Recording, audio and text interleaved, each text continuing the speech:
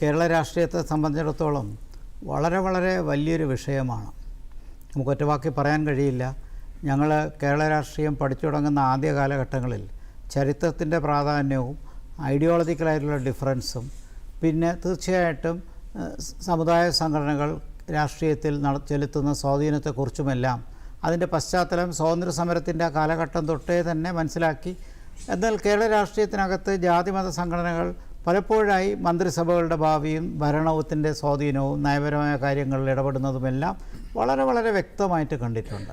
അപ്പോൾ അങ്ങനെ നോക്കുമ്പോൾ ഇന്ത്യയിൽ ഒരു സംസ്ഥാനവും പരിപൂർണമായ ഒരു മതേതര സംസ്ഥാനമാണെന്ന് പറയാൻ പറ്റില്ല.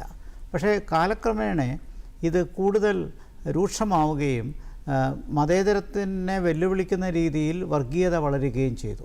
ഇപ്പോൾ ഇംഗ്ലീഷിൽ കമ്മ്യൂണലിസം എന്ന് പറഞ്ഞാൽ ഉദ്ദേശിക്കുന്നത് എന്താണ്? ജാതി മത ചിന്തകൾ രാഷ്ട്രീയത്തെ സ്വാധീനിക്കുമ്പോൾ അതിൻ്റെ ഫലമായി രാഷ്ട്രീയം അതിന് പ്രതിരോധത്തിലാകുമ്പോൾ തീർച്ചയായിട്ടും അത് കമ്മ്യൂണലിസമാണ്, ജാതീയതയുമാണ്.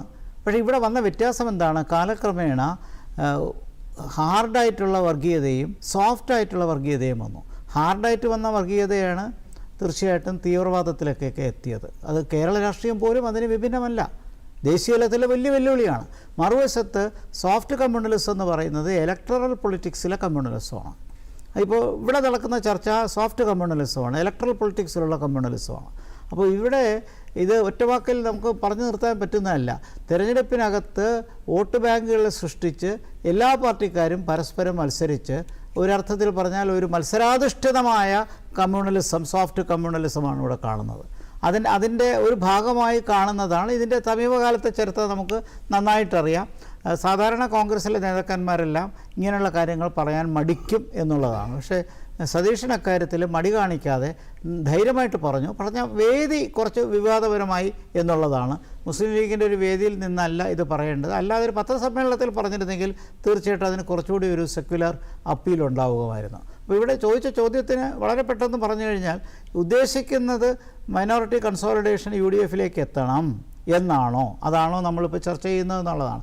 മറുവശത്ത് നേരത്തെ തന്നെ വെടിപൊട്ടിച്ചത് LDF ആണ്. കാരണം LDF വളരെ വ്യക്തമായി ജമാഅത്തെ ഇസ്ലാമിയെ അറ്റാക്ക് ചെയ്തത് വഴി തീവ്രവാദ വർഗീയത മാത്രമല്ല എല്ലാ വർഗീയതയും അപകടമാണ്, എന്നാൽ ന്യൂനപക്ഷങ്ങളുടെ വർഗീയത കൂടുന്നു എന്നുള്ള മട്ടിലുള്ള ചില പ്രസ്താവനകൾ വന്നപ്പോൾ അത് LDF ഉദ്ദേശിക്കുന്നത് ഹിന്ദു കൺസോളിഡേഷനാണ്. അപ്പോൾ ഇതിൽ തമ്മിൽ എന്താ വ്യത്യാസം? തമ്മിൽ ഇരട്ടവറ്റ സന്തതികളെ പോലെയല്ലേ ഇവരെല്ലാം രണ്ടുപേരും മാറി മാറി ഉപയോഗിക്കുന്നത്. അപ്പോൾ ഹിന്ദു കൺസോളിഡേഷന് വേണ്ടി LDF ശ്രമിക്കുമ്പോൾ മൈനോറിറ്റി കൺസോളിഡേഷന് വേണ്ടി UDF ശ്രമിക്കുന്നു. പക്ഷേ ഇത് രണ്ടിനും വിഭിന്നമാണ്. വർഗീയത ആര് പറഞ്ഞാലും ഞാൻ എതിർക്കും എന്ന് സതീശൻ പറഞ്ഞപ്പോൾ അത് ഉപയോഗിച്ച പ്ലാറ്റ്ഫോമിൻ്റെ ഒരു പരിമിതിയുണ്ടായി. ആ പ്ലാറ്റ്ഫോം മൈനോറിറ്റി കൺസോളിഡേഷന് വേണ്ടി അദ്ദേഹം ശ്രമിക്കുന്നോ എന്നൊരു ആക്ഷേപം അവിടെ വന്നു. പക്ഷേ മറുവശത്ത് ഇന്നിപ്പോൾ ചാനൽ ചർച്ചകൾ മാത്രമല്ല, കേരളത്തിലെ എല്ലാ മാധ്യമങ്ങളും രാജ്യത്തുള്ള അച്ചടി മാധ്യമങ്ങളും എല്ലാം ഇത് ചർച്ച ചെയ്യുന്നുണ്ട്. കേരളം എങ്ങോട്ടാണ് പോകുന്നത്? കേരളം ഏത് വഴിക്കാണ് പോകുന്നത്? അങ്ങനെ നോക്കിയാൽ ഉത്തരേന്ത്യയിലെ വർഗീയതയെ കുറ്റം പറയാൻ എന്ത് ധാർമ്മിക അവകാശം കേരളത്തിലുള്ളവർക്കുണ്ട്? ഇല്ലെങ്കിൽ ആ നിലയ്ക്ക് കേരള രാഷ്ട്രീയം കൊണ്ടുപോകുന്നുണ്ടല്ലോ.